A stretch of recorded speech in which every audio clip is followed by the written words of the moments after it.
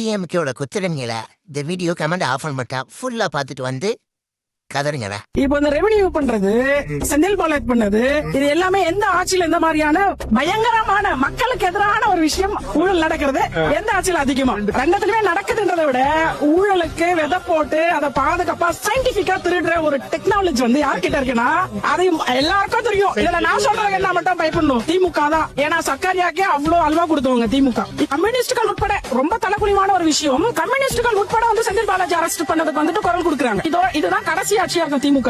இதை வந்து எந்த கட்சியும் சார்ந்த நபர் இல்ல, நான் மக்களோட பிரதிநிதி. கான்ஸ்டிடியூஷன் ஆஃப் இந்தியா படி தான் நான் வந்துட்டு எல்லா உரிமை பெற்று வாழ்றேன். இவங்களாலே அவங்களாலே நான் வாழல. கான்ஸ்டிடியூஷன் ப்ரொடெக்ஷன் தான் ஒவ்வொரு சிட்டிசனையும் வாழ்றது. சோ இந்த மக்களோட நலனுக்காக பாடுபடுறதை விட்டுட்டு தனி குடும்பத்துக்காக ஒரு ஊழல் சேர்ந்த அதிகாரியை அமைச்சரை காப்பாத்துறதுக்காக அமைச்சர் தவறு செய்யும் போது சாதாரண மூட்டை தூக்குற தொழில் ஏங்க தவறு செய்ய மாட்டாங்க?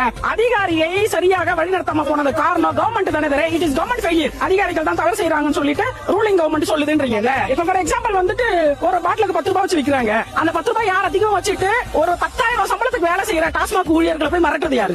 அமைச்சர்களோட சகாக்கள் தானே, கட்சி ஆட்கள் தானே. அப்ப பொதுமக்கள் இன்னைக்கு உழைச்சா கூலி சார், இன்னைக்கு உழைச்சாதான் அவங்க வீட்டுல அடுப்பெரியும் சாப்பிடுவாங்க, இல்லாட்டி இல்ல.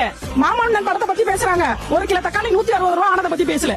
இந்த கவர்மெண்ட் செய்யறாங்க இந்த லட்சணத்துல. சார் எத்தனை ரேஷன் கடையில கொடுக்குறாங்க, எத்தனை ஸ்லம்ல இருக்க ரேஷன் கடையில கொடுக்குறாங்க? நீங்க போய் வெரிஃபை பண்ணுங்க சார். ஊடகவியலாளர்கள் அரசாங்கத்தையும் அரசியலமைப்பு சட்டத்தையும் மிஸ்யூஸ் பண்றாங்க யாருன்னா அரசியல்வாதிகள்.